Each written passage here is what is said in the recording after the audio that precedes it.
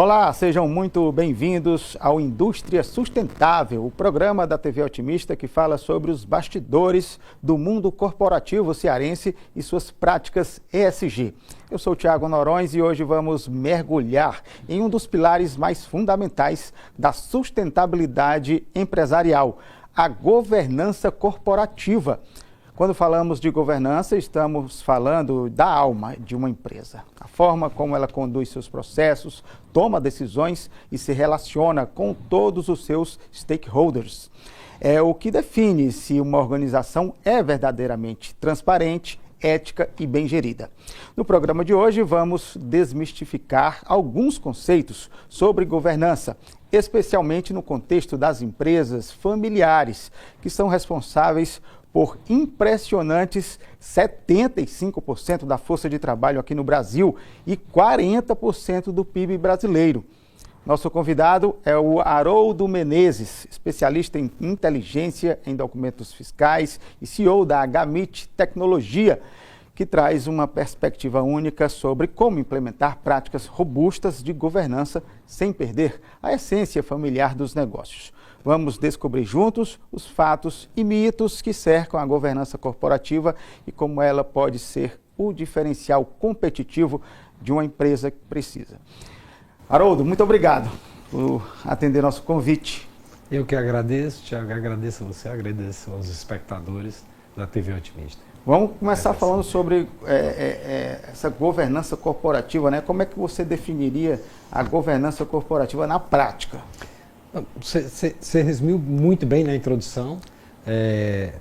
A governança é um conjunto de práticas que orientam os processos organizacionais e a relação com os stakeholders, as partes envolvidas, com os acionistas, os proprietários, os investidores, credores da instituição, com os funcionários, com todas aquelas pessoas que estão envolvidas com a organização. É tudo que envolve a organização, e tem a ver com deixar a empresa assim, sustentável, né? Assim, o que vale mais a empresa do que qualquer funcionário, seja o dono da empresa, o CEO, como você, né? Ou seja, é uma prática empresarial que ela visa transparência, né, em relação ao meio em que ela está inserida, ela visa conformidade, ou seja, tem que estar de acordo com toda a legislação, com todos os mecanismos regulatórios, tem que estar, vamos dizer, inserida nesse contexto não só de todos os envolvidos, como da sociedade em si. E aí envolve prática também de sustentabilidade. Pois é, Haroldo, a gente está, inclusive eu falei aqui na nossa abertura que a gente vai desmistificar alguns mitos com relação a essa governança corporativa, principalmente no que diz respeito às empresas familiares, né? A gente viu que 75% é um número muito grande, é um índice muito grande, 40% do PIB do país vem de empresas, né, familiares. A gente tem muitos casos aqui, a gente estava até falando antes de começar o programa, aqui no Ceará, por exemplo, as maiores empresas que a gente conhece, né, são empresas familiares, né, M. Dias Branco, o Grupo Gereissati, né, o Grupo Edson Queiroz, muitas delas são empresas familiares. É uma agenda quase que obrigatória dentro das empresas com relação a essa governança corporativa, ter uma separação entre a família e o negócio? Não necessariamente, tá? Existem correntes divergentes a respeito do assunto. O meu entendimento é que não. Tá? Não necessariamente a família deve estar afastada dos negócios. Eu acho que tem uma questão com relação à sucessão, com relação à vocação. Vou pegar aqui um exemplo pequeno, mas, por exemplo, se eu tenho uma empresa de tecnologia, vamos supor que minha filha fosse vocacionada, estudou e fez medicina. Como é que eu vou transferir, fazer uma sucessão de uma empresa para uma pessoa que tem outras intenções, tem outras pretensões, tem outras vocações? É complicado. Mas quando você tem dentro do núcleo familiar pessoas que têm a mesma vocação, se preparam ao longo do tempo para fazer essa sucessão, e não há razão por que a família se afastar da gestão, se afastar do negócio. Perfeito. A gente tem estudos que mostram que não há uma correlação entre propriedade familiar e rentabilidade, né? Você trouxe até alguns gráficos aqui, eu ia pedir para o Stephenson colocar aqui na tela para a gente analisar esses gráficos, né? Isso significa que as empresas familiares podem ser tão eficientes como as não familiares, né? Que a gente, inclusive esses números que a gente mostrou aqui no início do programa, mostram isso. Esse estudo é um exemplo que mostra de forma bem pragmática, com exemplos, com prática, com números, um estudo que foi feito por Bruno Queiroz. Esse estudo faz parte de uma dissertação de mestrado em São Paulo. É um estudo que foi feito quase pegou empresas ao longo de uma década, né, e analisou um portfólio com mais de 2.000 empresas. E ele fez uma comparação entre empresas familiares e não familiares e a rentabilidade. Quando a gente olha para o gráfico, você vê que as linhas elas são quase coincidentes. Ou seja, não existe nenhuma relação entre o fato da empresa ser familiar ou não ser familiar e a rentabilidade. Depois desse, ele segmentou ainda mais e disse, não, eu vou ver empresa familiar cuja família faz parte da gestão e empresa familiar cuja família não faz parte da gestão. Né? São só acionistas e fazem parte, por exemplo, de um conselho. E também foi a mesma observação. Quando você analisa o gráfico da rentabilidade, essas linhas são quase sobrepostas. Ou seja, o que comprova que assim, não há correlação nenhuma entre essas variáveis e a rentabilidade e o desempenho de uma organização. Bom, a gente vê que as empresas que têm mais sucesso, como a gente citou aqui, as cearenses, né? Pelo menos as cearenses, ainda falta ali J. Macedo, que a gente não citou, né? O M. Dias Branco, tem várias outras, né? São o quê? E até a nível nacional também, a gente observa, você vê Grupo Votorantim, que são gerações. Você pegar o Itaú também, a família, é um grupo familiar que já vem de gerações. Grupo Gerdau, que é dos Johann Peter. Quer dizer, você pega vários exemplos a nível local, a nível nacional, em que você comprova desempenho da empresa acima, na média de mercado, acima da média de mercado, sem nenhuma correlação entre ela ser familiar ou não. Perfeito. Bom, a gente agora faz um pequeno intervalo, daqui a pouco a gente volta a falar sobre governança corporativa, sobre as práticas, né, específicas de governança que toda empresa deveria adotar e como isso impacta diretamente nos resultados. Não saiam daí, a gente volta já com Indústria Sustentável.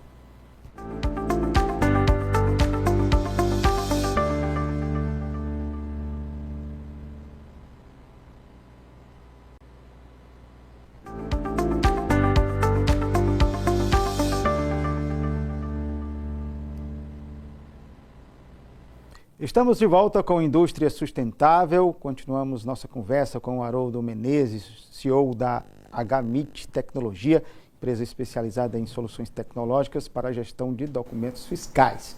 Haroldo, vamos agora falar sobre as práticas, né, concretas de governança. Quais são os pilares, né, os principais pilares que a gente pode estabelecer, que a empresa deve estabelecer para ter uma governança sólida? A governança corporativa ela é baseada em 4 pilares principais, né? Que é a transparência, a equidade, tem um termo em inglês que é accountability, né? Em que ele tenta, vamos dizer, agrupar a questão da responsabilidade, né? E por último o compliance, né? A conformidade com mecanismos regulatórios, né? Com legislação e com mecanismos regulatórios. Então, a base é essa. O termo accountability, quando a gente fala, a gente procura englobar também a questão do conhecimento, o domínio dos processos e a responsabilidade sobre os resultados desse processo. É um termo um pouco mais abrangente do que apenas a responsabilidade. Pois é, a gente tem até uma dúvida, Haroldo, porque muita gente confunde, né, a governança com o compliance, né? Um complementa o outro, não é isso? É um componente. O compliance ele é um componente da governança. Né? Ou seja, uma empresa com uma boa governança, ela deve ter conformidade com todos os mecanismos regulatórios, com a legislação, com o código de ética, com uma série de questões que a gente chama no hard law e o soft law, né? Ou seja, aquela legislação e todo o aparato regulatório que existe e aquela regulação, vamos dizer, voluntária. que é o soft law. Ou seja, a empresa decide fazer aquilo porque ela entende que é melhor, mas não existe uma legislação que a obrigue a fazer aquilo. Aí a gente já entra na parte de modelo de gestão, né? Exatamente. Que as empresas vão incluir essa questão da governança corporativa. Isso parte do princípio que vai mudar alguma coisa com relação ao modelo de gestão, né? E aí já começa a implementar políticas anticorrupção, enfim. Vamos falar sobre como é que a empresa inclui, né? Inicia assim, uma gestão de governança corporativa. Eu considero alguns pontos importantes quando você falou do aspecto da gestão. Eu estou um pouco afastado de sala de aula, já faz um tempo, mas quando eu estava nos meus cursos, ministrando minhas aulas no MBA, eu perguntava para os alunos qual é o atributo mais importante da organização. E todo mundo respondia lucratividade, era unânime. E eu insistia na pergunta, você realmente acha que o mais importante para a empresa é dar lucro? Normalmente era unanimidade, todo mundo afirmava sim. Eu dizia, tá bom, então vamos para um modelo hipotético aqui. Eu assumo como contratado, como CEO de uma organização, e aí o que é que eu faço? Eu acabo com o setor de manutenção, acabo com o setor de desenvolvimento pessoal, acabo com um setor, vamos supor, de análise de desempenho, de trade marketing, eu acabo com todas essas áreas dentro da organização, fico praticamente comprando e vendendo usando a máquina que existe. A tendência, como eu eliminei toda essa estrutura de custo e mantive o resultado, é que eu tenho um lucro absurdo no primeiro ano. Né? E eu, nesse modelo hipotético, né, como um CIO não ético, né, um CEO não ético, eu vou obter um resultado fenomenal, vou optar um bônus gigantesco no bolso. É óbvio, quando a gente olha para esse modelo, né, você percebe o seguinte, bom, você acabou com todas as estruturas que podem levar essa empresa a um melhor desempenho no futuro. Se eu não tenho manutenção, vai se acabar tudo. Se eu não tenho desenvolvimento de pessoas, breve eu não terei pessoas preparadas para tocar. Só que nesse momento eu fui embora com meu bônus. Então, quando você coloca essa variável e as pessoas, opa, peraí, então a importância não é só o lucro. Eu considero como o mais importante atributo de uma organização a perpetuidade. Eu olhar e dizer, essa empresa existirá para sempre. Óbvio que ninguém vai existir para sempre dando prejuízo, ninguém aguenta. O lucro é um componente importante, mas o atributo mais importante de uma organização é a perpetuidade. Isso eu coloco dentro desse modelo de gestão que tem um alinhamento com governança. E outra questão que eu considero fundamental é visão de futuro. Uma organização, e aí é extremamente importante, eu vou fazer um paralelo aqui. Eu costumo contar para as pessoas que Alice no País das Maravilhas não é um livro para criança, por incrível que pareça. Ele é um livro filosófico, de gestão, de tomada de decisão. Tem tanta coisa embutida ali dentro que poucas pessoas imaginam. Que o escritor de Alice no País das Maravilhas era Lewis Carroll, que era considerado um dos maiores filósofos e matemáticos da Grã-Bretanha. E tem uma passagem desse livro que a Alice vem andando e ela encontra uma bifurcação e tem uma árvore com um gato Cherish. E a Alice pergunta para o gato, para onde eu devo ir? E o gato disse, para onde é que você quer ir? Ela disse, para qualquer lugar. Ele disse, então pegue qualquer caminho. Aí a gente remete a uma frase de Sêneca, na época das grandes navegações, em que ele dizia, não há vento favorável para quem não sabe a que porto se dirige. Então, todo esse contexto é para dizer o seguinte, uma organização, além da questão da perpetuidade, é extremamente importante que ela tenha uma visão de futuro desafiadora, realizável e atraente. Ou seja, ela tem que saber, eu estou aqui agora, onde é que eu vou estar daqui a 2 anos, daqui a 5 anos, daqui a 10 anos. As pessoas, assim, ao contrário do que a gente pensa, assim, as pessoas elas não são atraídas por um líder. Elas são atraídas por uma visão de liderança atraente. Você é atraído para aquele futuro. E aí você se engaja junto àquela liderança. Então a empresa ela tem que ter os pilares de sustentação dela no presente, na sua perpetuidade, e saber onde é que ela quer chegar. Perfeito. E aí a gente, nesse modelo de gestão, você me lembrou agora, Haroldo, com essa hipotética, né, essa situação hipotética, né, do CIO que chega só pensando no bônus, né? Do bônus. Porque assim, você me corrija se eu estiver equivocado, mas a governança corporativa tem muito a ver do que a empresa é mais importante do que, inclusive, as pessoas, né, que estão lá. E quando a gente fala de governança de empresas familiares, a gente tem que tocar nesse assunto também, porque a empresa tem que ser mais importante que o dono, ou tem que ser mais importante que o CIO, ou que o CEO, enfim, é isso que dá essa perpetuidade, assim, é um dos pilares de modelo de gestão para conseguir fazer essa governança? Perfeito, essa sua colocação está perfeita. O gestor de uma organização, ele precisa compreender que ele não está lá para defender os seus interesses, ele está lá para defender os interesses da organização. Tudo, obviamente, dentro de uma ética organizacional, de uma ética pessoal dele. Mas ele não está lá para se satisfazer, ele está lá para satisfazer a organização. E satisfazendo a organização, por sua vez, os acionistas. Perfeito. Aí a gente vai entrar nesse assunto no próximo bloco, falando justamente como é que essa governança corporativa ajuda a empresa a crescer, a atrair investidores, atrair investimentos, porque você tem essa situação de um investidor de fora, por exemplo, ele vai querer investir em uma empresa que tem esse compliance, tem essa governança corporativa que é organizada, né? Daqui a pouquinho a gente mostra como é que essa governança vai muito além, obviamente, dos processos burocráticos, e ela é estratégica para o sucesso empresarial. A gente vai falar sobre o futuro da governança também e como essas empresas podem se preparar para os desafios que estão por vir. A gente volta já.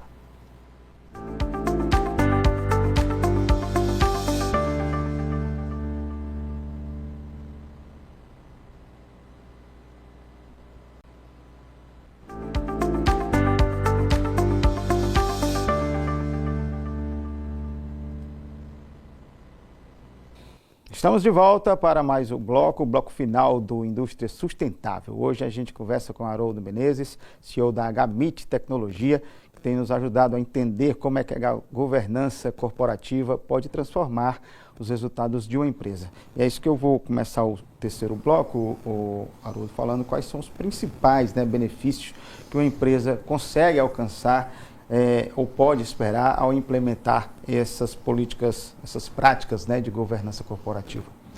Bom, existem alguns aspectos que eu considero bem importante, a questão da transparência, ou seja, o relacionamento com todas as partes envolvidas da organização, poderem enxergar claramente como é que ela funciona. Mitigação de riscos é extremamente importante, ela manter riscos controlados. Toda atividade empresarial envolve risco, né? Mas ela ter esses riscos sob controle. E uma vez que a organização ela tenha transparência, tenha processos bem definidos, tenha mecanismos de controle, tenha mitigação de riscos, ela consegue acesso a crédito de forma mais barata e mais fácil. Pois é. Eu vou já entrar numa situação aqui que para muitas empresas ou algumas empresas que ainda não têm essa governança corporativa incorporada, né, no modelo de gestão, que é processo de auditoria, né? Ainda tem muito mito com relação a isso. Muitas empresas deixam de fazer essa governança corporativa porque, principalmente com empresa, né, que tem aquele dono que quer mandar, que quer gerenciar a empresa do jeito que ele acha que é certo ou não, dessa questão tem medo ou então receio assim, com relação a essas auditorias que acontecem, seja qual a área da empresa for. Mas vamos falar aqui, já que você citou essa questão do investimento, né, assim, como a imagem da empresa que faz essa governança corporativa fica para fora, né, para o público externo, o público, principalmente os investidores, né? Isso faz toda a diferença. Sem dúvida. A empresa ela melhora significativamente a sua percepção em relação ao mercado. Ela melhora a percepção do mercado em relação a ela. Isso inclui também fornecedores, clientes, potenciais investidores, relacionamento com bancos, instituições financeiras. Ou seja, existe toda uma percepção de melhora do mercado. O dono, o acionista, controlador, ele não precisa ter esse receio, né? Não é necessário. Muitas vezes se fala é porque acabam misturando muitas coisas ao mesmo tempo. Ou seja, você pode implementar mecanismos de governança e não necessariamente o dono perder o controle. Eu posso ter todos os mecanismos de governança implementados a nível de direção, de gestão, e o dono ter todo o controle sobre a empresa. Quando eu estou falando de governança corporativa, eu não estou obrigando que, num primeiro momento, um dono, vou botar um conselho de administração, um conselho fiscal, um auditor externo. Não, são etapas gradativas em que ele vai fazer quando ele se sentir confortável para fazer. Não é uma receita de bolo que tem que ser aplicada exatamente daquela forma, senão o bolo vai... E é importantíssimo, né? Que é um dos pontos principais quando vai se incorporar a governança corporativa, essa questão de ter olhares externos, né? E como é que uma governança como essa, esses modelos de gestão, melhoram a imagem de uma empresa? Porque o mercado, ele passa a perceber aquela empresa como uma empresa que tem processos bem definidos, que tem mecanismo de controle, tem auditoria, não necessariamente a auditoria externa, pode ser interna, mas às vezes só mecanismo de controle. Mas o mercado percebe que ele tem o negócio dele sob controle. E em relação às empresas brasileiras ou cearenses, o Haroldo, como é que você vê, assim, pelo menos por fora, né, assim, as gestões das grandes empresas cearenses, assim, elas têm adotado essas medidas? Muitas empresas têm, né? E elas estão vamos dizer, em graus de maturidade diferente. Elas têm empresas que começaram esse processo há mais de uma década, tem empresas que vêm começando recentemente. E é um processo, não é algo binário, assim, 0, 1, você tem e não tem, tem ou não tem. É algo que é um mecanismo de evolução, você vai implementando, vai medindo, vai introduzindo processos de aprimoramento, de melhoria contínua e vai evoluindo. A governança é um processo de implementação, né, que tem que ser gradual, que caiba dentro da cultura do acionista, do proprietário, que caiba dentro da cultura organizacional, e ele vai evoluindo até atingir graus de maturidade avançada. Evoluindo, assim, outro caso hipotético, enfim. Essa governança corporativa, ela pode ser incorporada em qualquer tipo de empresa, ou então tamanho de empresa, e o ideal é que ela comece já implementando esse modelo de gestão? Ele cabe, assim, vamos dizer, cabe em vários tipos e tamanhos de organização, né? Eu já trabalhei em organizações pequenas, médias, grandes, familiares, não familiares, multinacionais. E tem níveis, como eu te falei, tem níveis de governança e de governança de processo, governança de controles, que eles cabem, né, se adequam exatamente à cultura organizacional, à cultura empresarial. O importante é que se comece, né? Comece a estudar, a conhecer, a analisar casos em empresas semelhantes, você estudar casos, o que foi que deu certo, o que foi que não deu certo, né? A gente aprender com a experiência dos outros, aprender também o que não fazer. Né? Porque o que a gente observa é o seguinte, não existe empresa que implementou e desistiu. Esse é um processo que quem começa não sai. Então já é um indicativo seguinte, bom, quem começou o processo de governança, eu não conheço nenhuma empresa que começou e disse, não, isso não serve para mim, e desistiu, é um indicativo de que realmente é algo bom. Né? Então, é importante que os empresários conversem, vejam quem fez, qual foi a empresa que fez, quais foram os resultados que ele obteve, o que é que teve de melhora, onde foi que ele errou nessa trajetória, para não errar também da mesma forma, né? E já pelo caminho mais fácil, vamos dizer assim, porque quem começa não desistiu. Né? Então, deixa eu aproveitar então que eu estou aqui com um especialista em tecnologia da informação e juntar, né, essas duas coisas, porque a gente vê o crescimento da inteligência artificial e todos os mecanismos que ela proporciona, né, seja na celeridade, seja enfim, no volume de informações que ela proporciona aos empresários. Está mais fácil hoje, com a inteligência artificial, implantar esses modelos de governança corporativa, e como é que essa inteligência artificial e a tecnologia em si, ela é uma aliada dessa governança? A tecnologia, eu não diria tecnologia sozinha, né? Eu diria que tecnologia é aliada ao processo. Você tem uma tecnologia massiva, vamos dizer, muito boa, em um processo ruim, você simplesmente vai fazer mal feito bem rápido. Se você tem um bom processo, algo bem definido, e com a ausência de tecnologia, você vai ter uma estrutura morosa, lenta, cara, né? Então, essa coisa ela tem que vir aliada. Eu tenho que definir um bom processo e uma tecnologia que suporte esse processo. A inteligência artificial, ela entra hoje com a capacidade de agregar, de somar, não ainda de substituir. Né? O que vai acontecer no futuro a gente não sabe. Mas hoje ela não tem capacidade de substituir, ela tem capacidade de auxiliar. E é importante ainda, eu brinco que a inteligência artificial é muito bem-vinda quando você tem a inteligência humana aliada a ela. Né? Isso. Então, é importante que as empresas tenham em mente que são bons processos, com bom mecanismo de controle, apoiado em uma boa tecnologia, e que a inteligência artificial pode vir a apoiar e acelerar esse processo. Perfeito. Haroldo, a gente agradece, muito obrigado aqui a sua participação no Indústria Sustentável de hoje. Essa conversa esclarecedora tirou muitas dúvidas aqui de muitos empresários, inclusive, né, que querem incorporar essas medidas, né, esses modelos de gestão para ter uma governança corporativa melhor dentro das empresas. Obrigado, Haroldo. Eu que agradeço o convite e agradeço a sua audiência também. Perfeito. Indústria Sustentável fica por aqui. Até uma próxima oportunidade.